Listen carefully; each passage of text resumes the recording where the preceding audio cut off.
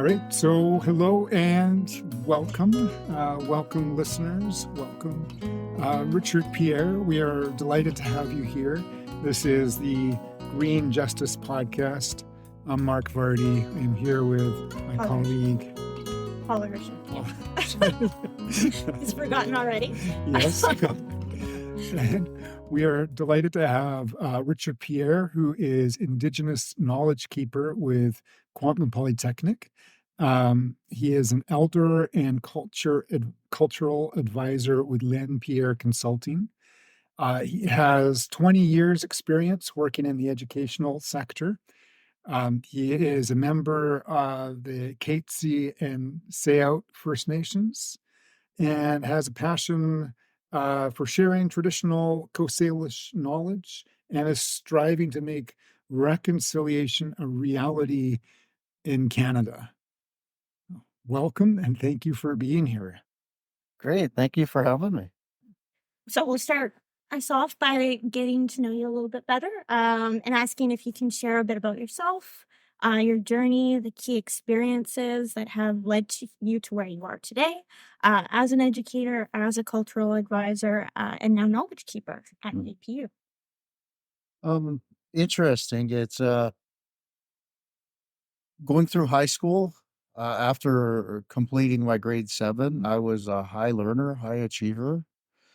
I was actually put in an enriched program in grade 8, and that was something that wasn't really ever, I guess, as far as I can see, that Native kids or Indigenous kids didn't accomplish. So I just thought, oh, okay, I'm trying it, and it wasn't until like a couple of months into the course, like grade 8, I found out that I was doing actually grade 9 level education, and a couple of the courses I struggled, but I just kept my nose to the grind and kept going through it and through it and through it. It wasn't until probably around Christmas time of that grade 8 year, my cousins that were attending the school with me were saying, Richie, what is it with you? Like, we never see you in the school. We should see you show up for school with us, but we never see you. You're in grade 8. I said, yeah. He says, well, we've got like brothers and sisters in grade 8 too. They never see you. And then I told him about, oh, there's 27 of us. We go to math class together. Then those 27s go to social studies. Then we go to science. The only time we split up during the day was for PE. The boys went to boys PE and the girls went to girls. But yeah, we all stuck together. And I thought that's what everybody was doing in the school. And they said, no, like, who's your teachers? And I was naming off all my science teacher, math, all that. And they said, we don't even know who those teachers are. Then they mentioned me, you're going to school with the rich kids. Like the rich kids, the kids are making their way so they can get into university and grade or a 4.0 GPA and all that. And I go, wow, okay. Then it was probably around spring break time. I started getting exhausted because the work was catching up to me. I was plugging away through it, but I just had a yearning to come back home to Katzie. And this school was on Vancouver Island in Duncan, BC. It was called Kwantlen Junior Secondary in the Cowichan Valley. Wow. I went there. Did you? I went to Kwantlen. Wow. Yeah. Yeah, so that's where I did my my enriched program there. Okay. Cool. And by the time spring break rolled around, I told my mom, Mom, I want to go back home to Katzie, like Pitt Meadows, where the rest of my family was. And she goes, no, son, the spring break is coming around. I get a week off with you. I have plans. I says, no, Mom, I'm not asking you. I'm telling you, I want to go back home and see my friends and my cousins and brother and sisters and all that. Well, it happened, and it just so happened that I didn't want to go back to Cowichan after being home with my family and seeing all the kids that I went to school with in elementary. So I ended up staying home, and it was a rough journey because when I said I was staying home in Catesy, my late sister, older sister, took me in under her wing, and I got to stay with them. And they says, "Well, okay, well, what are you going to do for school?" And I said, "Well, I want to go back to school, but uh, um, here in Pitt Meadows, BC." So my sister says, "Okay, let's go. We got to go register you and get you situated for school." We went up there and we found out, well, we can't do anything with you until you're finished, or until we get your files from Kwantlen Junior Secondary. So that was back in when they had to mail it through the snail mail. It was probably almost 2.5 weeks before they finally got the files. So here we are in probably end of April now, waiting to get back into school. They got my files. They called me up and says, "Okay, come on up. We got your files now. We can get you situated with your grade 8 curriculum." I got up there and they quickly told me that, wow, you didn't tell us that you were in an enriched program in Kwantlen Junior Secondary. And I said, "Well, what's the difference?" Like, they said, "Well, for one thing, Pitt Meadows Junior Secondary doesn't have an enriched program. So we can't put you in a program because we don't have it." And they said that we did some research, and there's one high school in Maple Ridge that has the enriched program. So we're going to send you there. And I said, "I don't want to go to Maple Ridge Secondary. I want to go to Pitt Meadows, where all my old friends that I had before, well, I left school in Pitt Meadows in grade 5, and I came back in like mid grade 8 year." So anyways, they says, "Well, for one thing, if you attend Pitt Meadows, we can't continue your enriched program." I says, "That's fine with me. Like, put me in the regular stream. I'll probably do a lot better in it." Not to say I didn't want the challenge, but anyways, they ended up um, agreeing that, okay, we're going to go mainstream with you. Then they says, "We're going to have to talk to the counselors." They came up a week later and said, "Come back, come back." Um, they says, "All of the classes that we're trying to fit you in, they're all full." And we decided that because of your grades and you were in an enriched program, we decided that we're going to place you in a grade 9 placement. I looked at my sister and she's like, "Oh my God, wow, what's going on?" It's, I said, "So I'm going to grade 9?" She was, "Yeah, with all your credentials and your grades, you didn't miss any days. We're giving you a grade 9 placement." I said, "Great. When do I start?" "September." So I got literally April, May, and June off because of what I scored in school in Cowichan. And when I came into grade 9 mainstream, I was skating through that because I was doing that stuff in grade 8, what I was doing in science and social studies and math. I had no problems with it. What ended up happening at the end of the year, they says, "Okay, Richard, great with your grades and everything. We're putting you in a grade 10 placement. No tests, no quizzes, no nothing. I just scored high enough on my report cards." So same thing happened with grade 10. I skated through it and got to the point where I struggled a little bit, like not going to school kind of thing.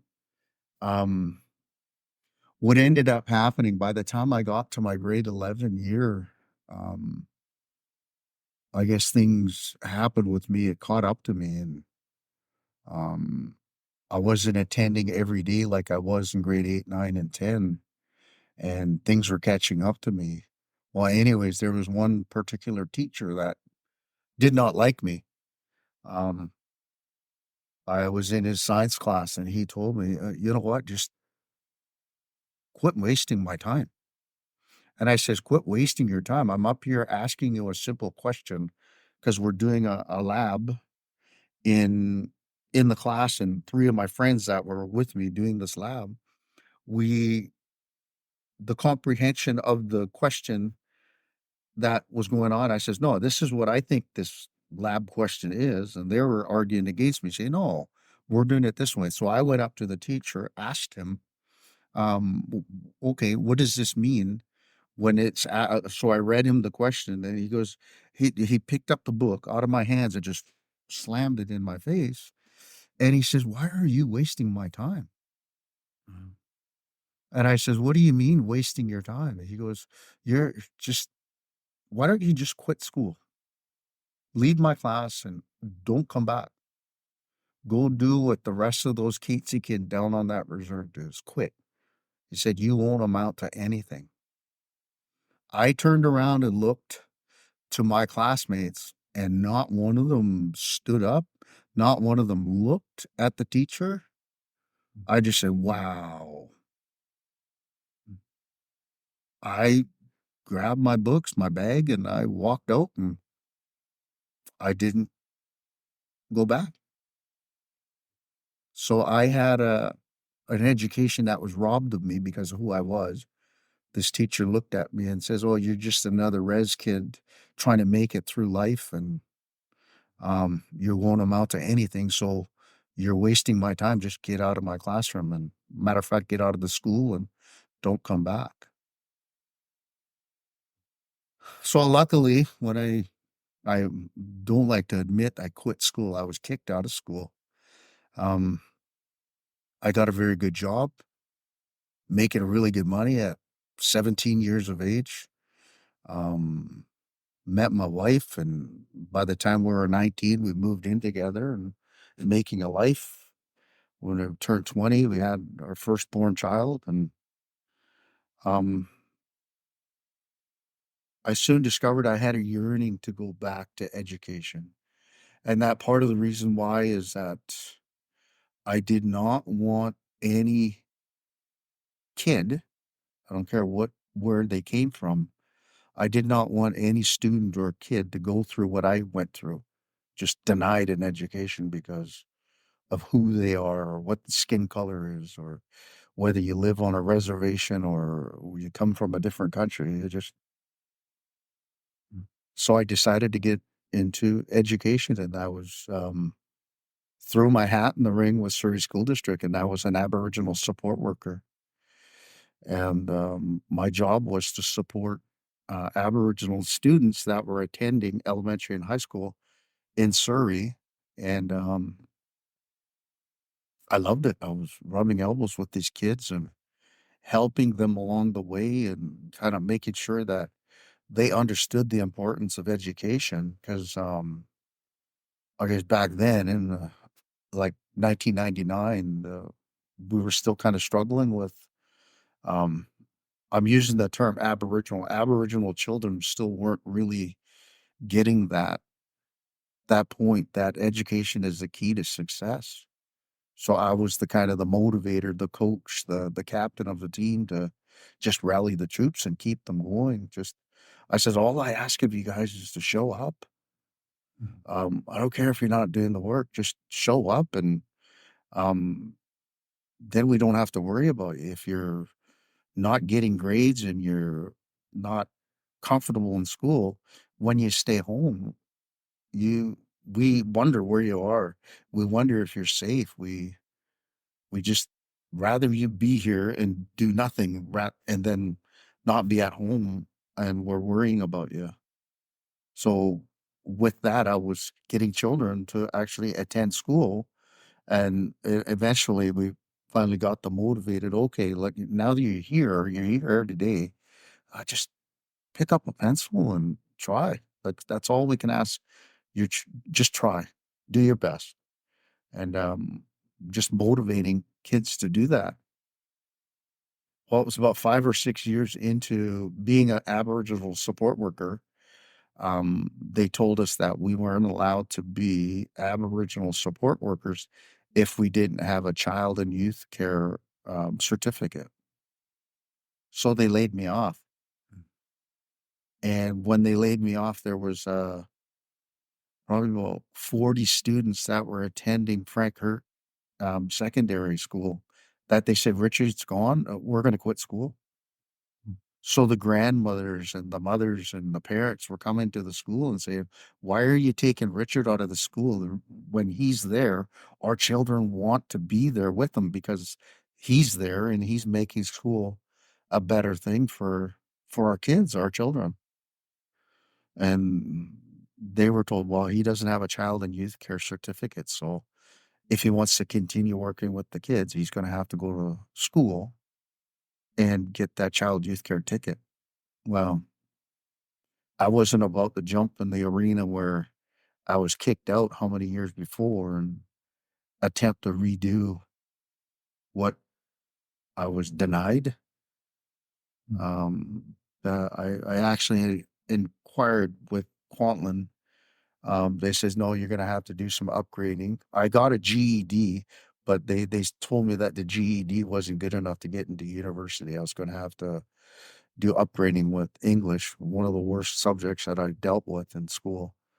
And my math, I had to get up to graduation level. Well, I didn't do it. They ended up laying me off within about 3 or 4 months. They phoned me back and says, "We have a position here. Um, it's available to you, and you're highly recommended because of the way you have a way with kids and just making them comfortable. This job is an Aboriginal cultural facilitator. You won't be just talking to Aboriginal children in the school. You'll have the freedom to be able to talk to all 77,000 students attending our 127 schools." Mm. And I ended up saying, "You know what? I love talking to kids." And when I came in, I just hit the ground running and I didn't look back. And I ended up being with the school district for Surrey School District for almost 21 full years. And um, in that time, I had Maple Ridge School District, Pitt Meadow School District, Langley School District, Delta School District, and Coquitlam School District trying to get a hold of me and asking me to go into their schools and do the amazing kind of work that I was doing with Surrey. And I couldn't find a way to get out of the Surrey School District to go service other ones. They told me I either had to quit with Surrey or they they said that if I took a leave of absence, that wouldn't even work because of the I was still hired by Surrey School District and I was a QP member. Say if I was driving from Surrey to Maple Ridge or Pitt Meadows and I got into a car accident, I could get in trouble with the union because I'm covered on workman's compensation. So, anyways, fast forward to when I hit 55 years of age, I decided, I talked to my wife and my kids that I'm going to step away from Surrey and I'm going to open myself up to all those other school districts. Well, just at that moment I was about to retire, COVID hit, Mm. and I still yet to get my foot in the door in those other districts. Then KPU came along and says, "Hey, we see the amazing work you're doing with your son." And one of those young ladies that I was working with at Frankfurt Secondary, she's now an associate dean here with Faculty of Arts. And she said, "Richard, we need you in KPU. Like, I need you." Um, yeah, if it wasn't for that young lady, I probably wouldn't have been here. I would have been still trying to work with the school districts. Mm. So that's an amazing story. Thank you. I feel really honored for you sharing that. I have a couple questions if I Yeah. can. Um, like, so what the time that you spent with the Surrey School District and the difference that you made to all those kids over those 20 or 21 years, like what was it that you were trying to do? Like what's the what's the secrets to your success? Or Just relating to them. Um, I had a yearning for helping ones that are just struggling. When I was in classrooms talking to all of the students, I realized the ones that were struggling, the ones that had youth care workers sitting beside them, and they had no desire to even be in the room no desire to be listening, no desire to be doing participation. I kind of had little ways of working with those students. And by the end of the day, they were like, Richard, hey, you need help? Do you need help? I says, yeah, you see me, I'm writing on the board all of these words that I'm teaching your class. And I says, how's your writing? Can you print okay? He says, oh, yeah. How's your print? Like, can you spell okay? Oh, yeah. I says, here, do me a favor. I gave that young person a pen, like the marker, and I says, go write this word for me because I'm getting tired. So this student got up and he started writing, and I says, "Oh, you got to write that a little bit bigger. We can't read that." Oh, okay. So he's erasing it and writing it bigger, and turned around and looked at his youth care work, and she's in like hands on her cheeks, like, "Oh my gosh." He never would have got up to do that kind of work before because he's always kind of this embarrassed, just stay in the back corner and Right. keep to himself. But because I just told him, I need some help. Can you get up and give me a hand?" And after finishing off the classroom, the teacher came to me a few weeks later and said, "Wow, that like this young man that you got to get up on the front of the classroom to help you, he just did a major turnaround." And I kind of said, "You know what? It's just that thing in me is to, uh, it's a comfort level. Mm. I'm good at making people comfortable around me. My wife says it's my voice, Mm. and I've had a lot of teachers, instructors telling me that you just have a cool, calm, relaxed voice, and we could sit here and listen to you all day long. And I think that that's the connection that I make with young people is just I'm not yelling at them. I'm not giving them the eyebrow stern, mad look. It's just you know what? We're human beings, and I'm just here to help you, support you, and we're all on a journey.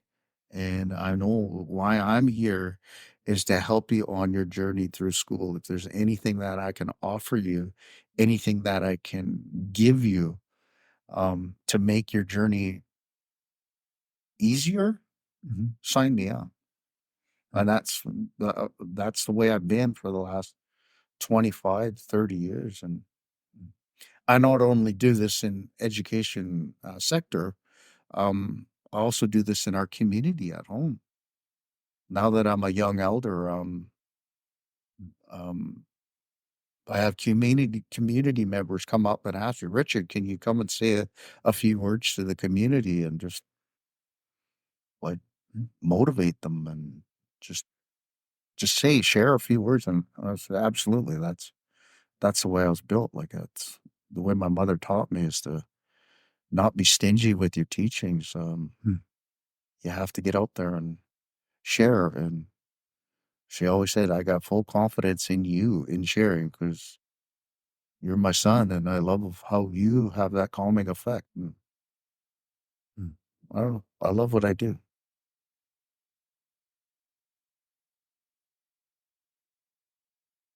Thank you. I have so many questions. One, I want to ask about your time here at KPU and um, what your experience of KPU has been. But I also want to ask you about a story that I heard you tell a couple weeks ago when there was the meet and greet, the gathering place. We're sitting here in Surrey campus, like the main Surrey building.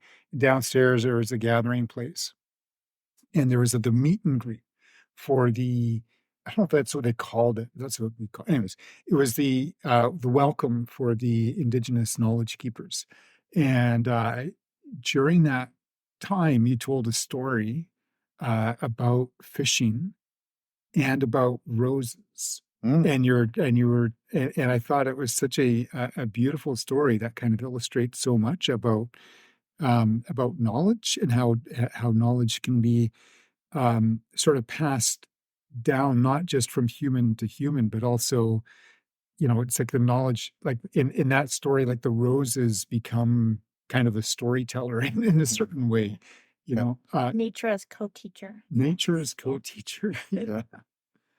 Well, for one thing, the first part of the question was that how was it my feeling at KPU is after that meet and greet that you spoke about and the amount of people that like they stayed after and thanked me and given me gratitude about just those few words that I got to share with you guys that day is I went home feeling appreciated.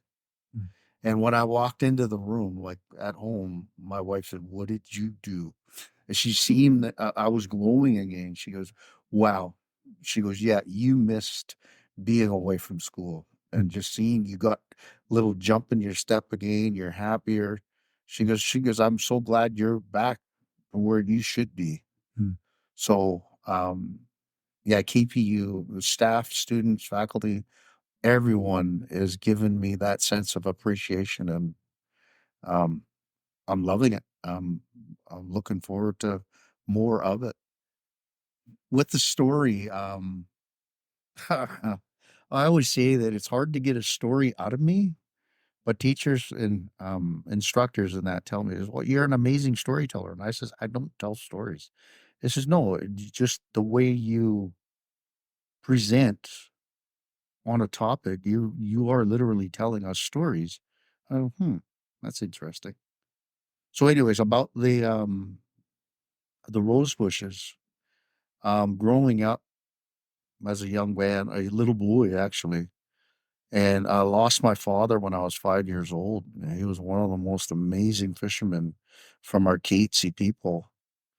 Um, After my father passed away, my uncle Ray used to like come across the river from Barkston Island to our Pitt Meadows community, and he'd always visit mom and us, the family, and in the springtime, early, well, late spring, early fall, he'd always look at the rose bush that my father planted around the front of the house, and he would come into the house, and he had a nickname for my mother.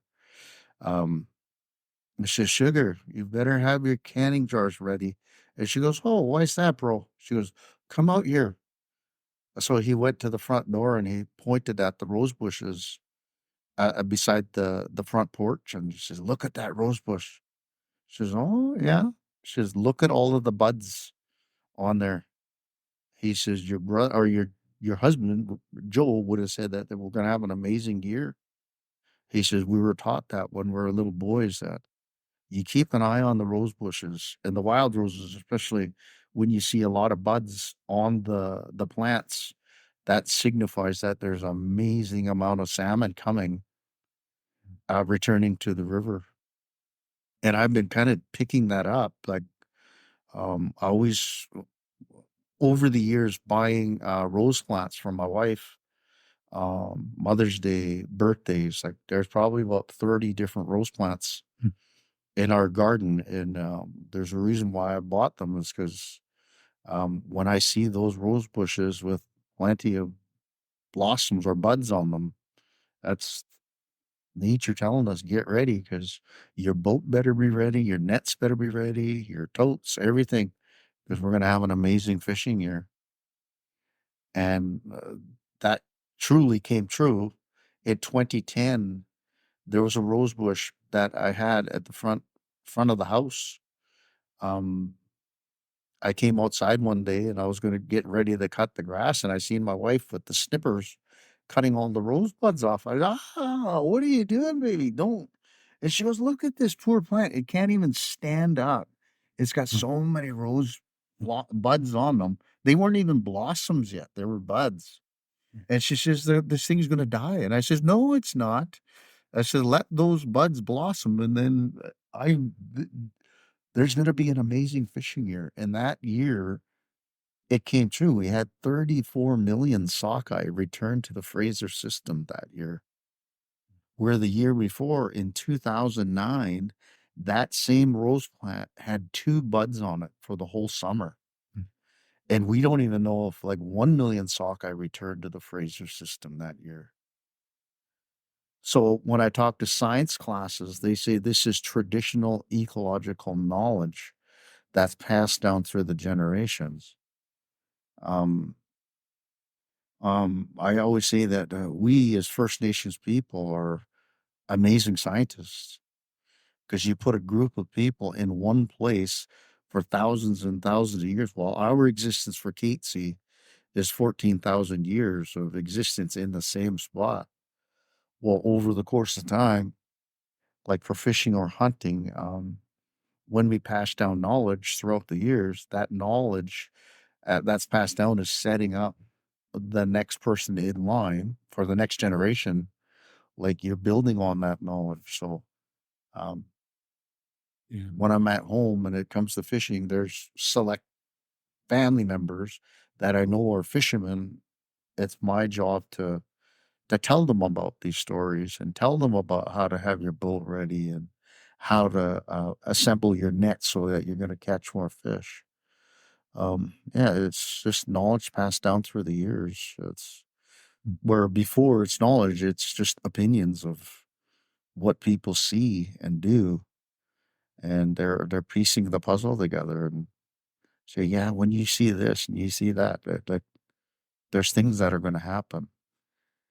Yeah, there's a sort of a continual cycle of like, observation that kind of that you see, well, how because you mentioned like science, right? And I've heard these comparisons between traditional ecological knowledge and science, saying they're both basically like systematic processes of making observations. Yeah, yeah.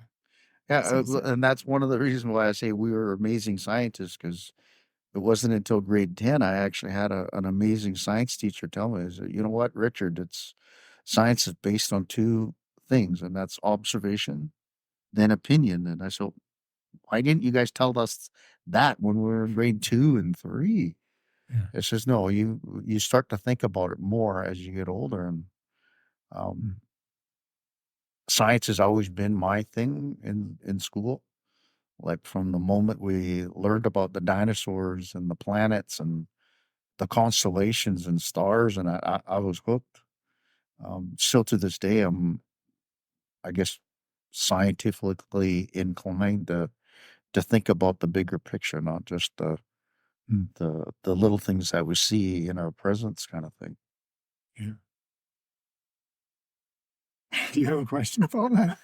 I have so many questions. Well, just even on the topic of nature as co-teacher, right? Land-based education, all of these things that, from a green chronology perspective, we're always kind of looking to think about within our own teachings in the classroom and things like that. So I was wondering if you can kind of speak to that uh, teaching of nature in this kind of animated kind of way, right? With agency, that kind of our connection to it, Mm, and how that can inform maybe our teaching at JPU more generally, I guess. mm.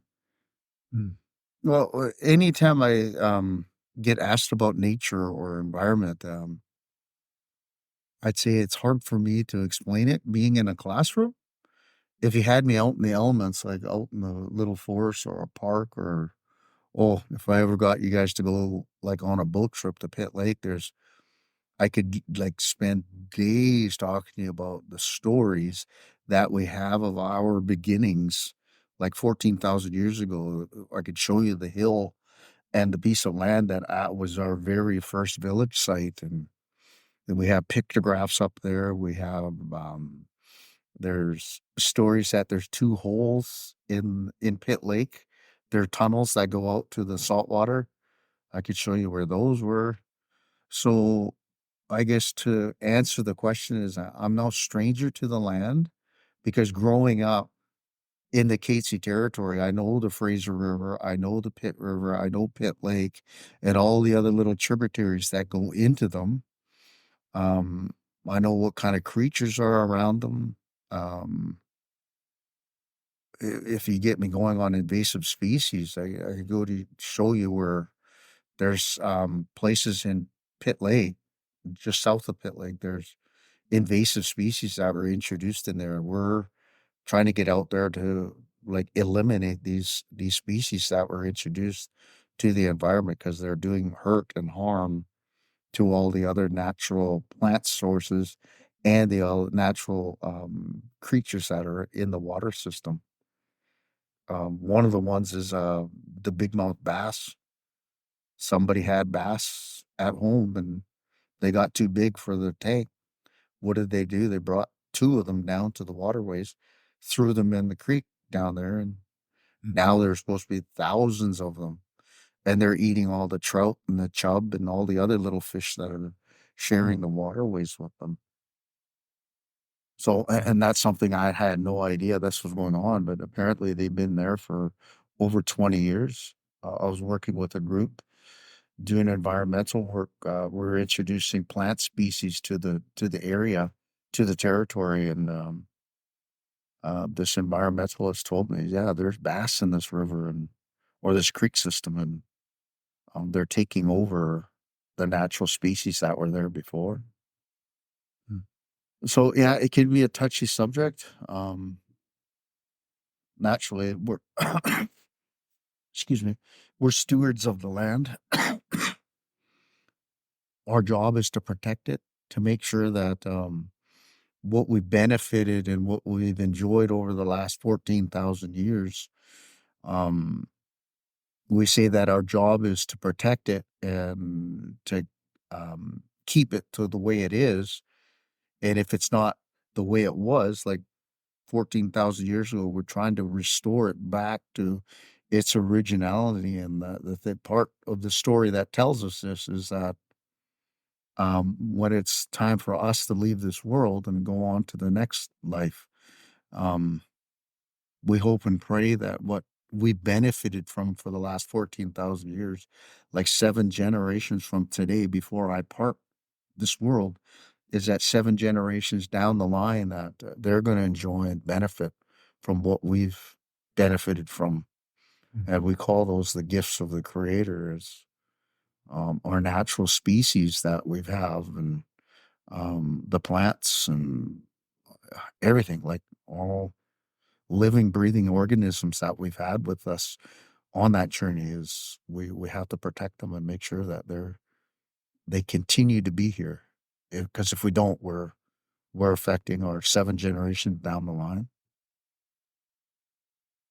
Yeah, that's something that I mean, you know, my ancestors uh probably didn't do a very good job of. I mean, I know that Canada was settled as by Europeans coming to extract resources and try to make as much money as they could as quickly as they could by taking as much out of the land as they could without putting it back, without thinking about, that the question of 7 generations from now.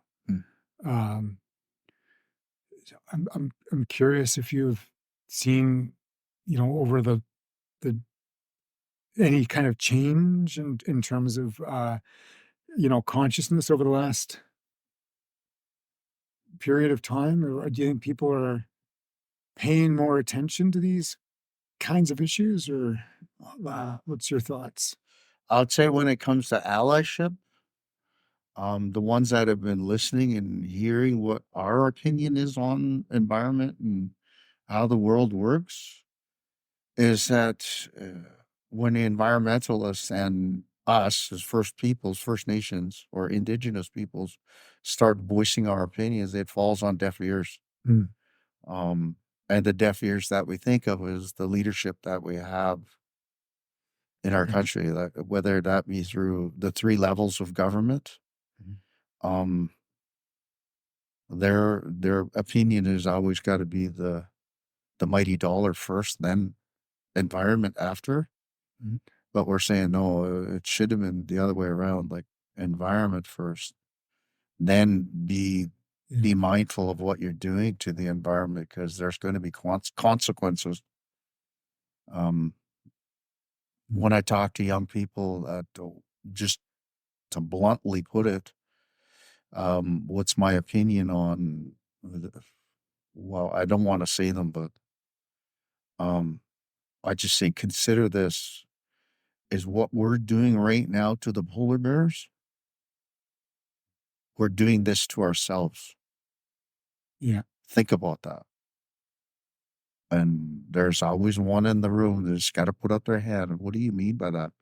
Well, think about the poor polar bear, where they are, is they're losing ice at a rapid rate, and they need ice to survive. These creatures can swim for days and days at a time looking for food. Mhm. Like they smell a food source like 100 kilometers away. They're swimming and they're smelling the air. And by the time they get to the ice that they can smell the food's already gone. Mhm. But now it's got to roam around on that ice looking for seals or whales or Mhm. anything that it can eat. So, yeah, I say what we do to the polar bear or doing to the polar bears, uh, humanity's got to realize we're doing this to ourselves. Mhm. We're literally shooting ourselves in the foot, and there's consequences that are going to be coming, and uh, we fully realize what's going on. And um, like I said, we try to voice our opinion or our way of life. It always falls on deaf ears. But gladly, thankfully, the environmentalists that are listening to us is, wow, that's so true, and we want to get on board with you and help try. How do we change the ways? And I says, we need leadership that's willing to listen first. Mhm. And I can't put it any other way. Is yeah, I'm Yeah. gonna stop it at that. But I say Yeah. it's truly leadership, all levels of government, and not just Canada. It's United States is involved there too. Yeah. Yeah. I mean, I would agree that there's big, big political changes, big political changes that are necessary. So we are wrapping up. Any like last thoughts or questions that we should put to Richard while we have this? I'm looking at Paula here. Yeah, So, because well, I mean, just from what you've said so far too, I like have all these jumping off questions and points that are like, oh, could you elaborate on this? But we do tend to ask kind of all of the speakers, all of our guests, to kind of reflect. And I mean, you've alluded to this and you've talked about this, but kind of what is your conception of environmental or ecological justice? What does green justice basically mean to you? Mm. So we've asked all of our Mm. I guess this, I think so far. Um, yeah. That's a tough one because I haven't spent enough time like looking into it, but um, I could be totally wrong, spending more time than needed. But I guess justice for me in talking about the environment is just we have a voice, we have an opinion, and being part of the environment with our people, the Cateses, like 14,000 years. I think it's safe to say we know what's going on and we see what's going on. Um, and I think the most important thing about the message that we get across is we have to let the young ones know, the little ones, because the earlier they hear it in their lifetime, the more that they're going to react about it when they learn more about it. So part of why I love doing what I'm doing is I get the freedom to go out into classroom settings and share with young people like these stories or my opinion. And why do I do it? I'm thinking about the poor polar bear. I tell these young people that I would be literally heartbroken if I had to tell my granddaughter or my grandson that I'm sorry, sonny boy, baby girl, that we just lost the creature off of this planet. And it's not your guys' fault. It was our fault as the older generation that let it happen. So that thing with like extinction, that's a harsh reality that we're looking at. And it's not just the polar bear. There are a lot of other creatures that we look at. The other one that I say go hand in hand with the polar bear is the tiger. like two of the fiercest predators on the planet, and they're misunderstood. And if we don't step back and take a closer look or a better worldview look, yeah, sadly, we're going to have to be telling our children and grandchildren, we let a creature go extinct, and that's a sad day. Like, we're now only going to have the ability to know about them or learn about them is through pictures. So yeah, when I watch programs on Discovery Channel or Nature channels, I always pay attention to the polar bears and the tigers. That's why I voiced my opinion, is because hopefully 7 generations from now, we're still going to have these two creatures, and hopefully our voicing our opinions is helping how the world looks at them or approaches them and doing things to them. And climate change is the big one that industry is not paying attention to what's happening globally, because they're not thinking about the environment. They're just thinking about the mighty dollar that they have in their bank accounts.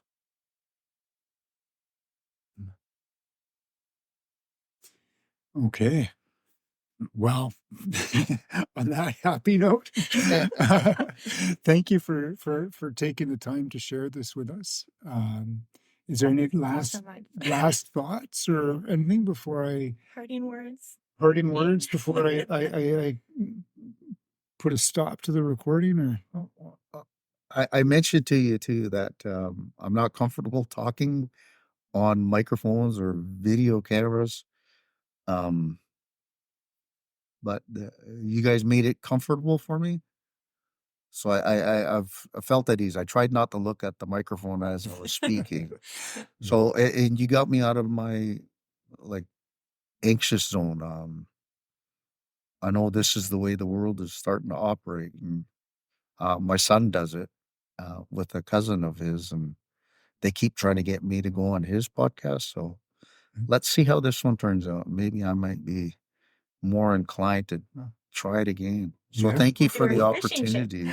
Yeah, well, thank you for the opportunity. I'm interested to see how it turns out. Yeah, well, we'll share the recording with you, and then we'll go from there.